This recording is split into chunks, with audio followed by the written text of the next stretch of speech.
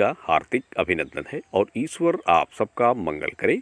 मित्रों, जैसा कि प्रकृति के अनुसार परिवर्तन हर इंसान के जीवन का सबसे मूल आधार होता है और जीवन में सुख और दुख इंसान के दो सबसे बड़े मित्र होते हैं और क्रोध आपका सबसे बड़ा शत्रु होता है। मित्रों, जैसा कि कई ऐसे लोग होते हैं जो अपने जीवन में बदलाव की उम्मीद में जीते हैं और उनकी इच्छाएं होती हैं कि उनके जीवन में एक अच्छा समय आएगा और उनकी इच्छाएं उन समय में पूरी होंगी, क्योंकि जीवन में अच्छे और बुरे समय आते जाते रहते हैं और उन्हीं के अनुसार सुख और दुख दोनों की प्राप्ति होती है। और जैसा कि कई ऐसे माता पिता होते हैं जो पुत्रियों की प्राप्ति के बाद पुत्र संतान के लिए एक अच्छे समय की तलाश में होते हैं, उनकी ये इच्छा होती है कि एक पुत्र संतान की प्राप्ति उन्हें हो जाए और उनका एक अच्छा समय संयोग बन जाए। मित्रों, कई ऐसे माता पिता भी होते हैं जो पुत्र संतान के जन्म के बाद भी उन्हें पुत्र का सुख नहीं मिल पाता है। कुछ ऐसी घटनाएं उनके साथ हो जाती हैं। तो आज के इस वीडियो में हम आप सभी को इस संबंध में और गर्भधारण के एक अच्छे समय संयोग के बारे में कुछ बातें बता रहे हैं। जो लोग पुत्रियों को प्राप्त कर चुके हैं, उनकी एकमात्र इच्छा है कि अब उन्हें एक पुत्र संतान की ही प्राप्ति हो, तो उनके लिए ये बातें महत्वपूर्ण रहेंगी। देखिए, जब भी किसी स्त्री की डेट आती है तो सबसे पहले उसे ये काउंटिंग करना होता है, ये देखना होता है कि उनकी डेट के बाद जितनी भी 6 प्रक्रियाएं होती हैं, उनमें 6, 8, 10, 12 और 16 की प्रक्रिया आपकी सम दिनों के अनुसार बन रही है। और इसमें भी आपकी 8, 12 और 16 की 3 प्रक्रियाएं मुख्य होती हैं।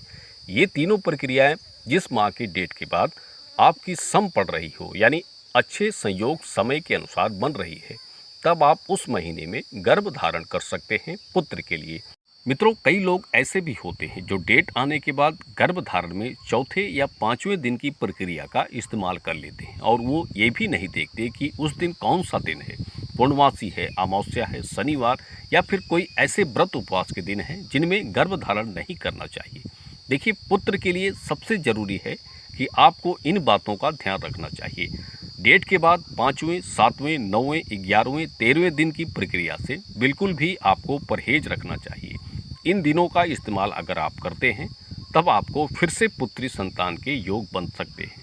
इसलिए अगर आप चाहते हैं कि सिर्फ पुत्र ही हो तो आप इन प्रक्रियाओं से बचें। जिस महीने में आपकी डेट आ रही है तो आप जो भी 16 दिन होते हैं डेट आने के बाद गर्भ धारण के लिए, और जो 6 प्रक्रियाएं उन 16 दिनों में बन रही है, तो आपको ये देखना है कि हमारी 8, 12 और 16 की प्रक्रिया अच्छे समय संयोग के अनुसार और डेट आने के जितनी भी प्रक्रियाएं हैं उनके क्रम अनुसार सही बन रही है, तब उस माह में आप निश्चित तौर से गर्भ धारण कर सकते हैं पुत्र के लिए। और देखिए, कई लोगों के साथ ये समस्याएं भी होती हैं कि पुत्र जन्म के बाद तुरंत उसका अंतकाल हो जाना, बार बार गर्भपात होना। तो इसके लिए हम आपको कुछ उपाय बता रहे हैं, आप उसे ध्यान में रखें। देखिए, जब भी किसी स्त्री का गर्भ धारण हो जाए तो उसे हमेशा एक सीमित दायरे में रहना चाहिए, यानी खुद को एक सुरक्षित घेरे में रख लेना चाहिए। इसके लिए आप क्या करें कि रात्रि के समय कभी भी पेट को खोलकर ना सोइए और पेट पर हमेशा एक काले धागे को बांध के रखें। किसी भी ऐसे स्थान, अपरिचित स्थानों पर रात्रि या संध्या के समय भ्रमण के लिए ना जाइए और अपने बिस्तर के नीचे एक मोरपंख या फिर एक लोहे की वस्तु सदैव रखें। और खाने पीने में भी अपने को नियंत्रण में रखें। अधिक मसालेदार चीज़ों का सेवन, अधिक मांसाहारी चीज़ों का सेवन, चटपटी चीज़ों का सेवन नहीं करना चाहिए। इन बातों को आप ध्यान में रखेंगी तो होने वाली ये घटनाएं जो भविष्य में होती हैं, जिससे आपको घोर दुख होता है, इससे आप बच सकते हैं। और उम्मीद है कि आपको इन सभी बातों से ज़रूरी जानकारियाँ प्राप्त हुई होंगी। तो धन्यवाद। शुभ मंगल।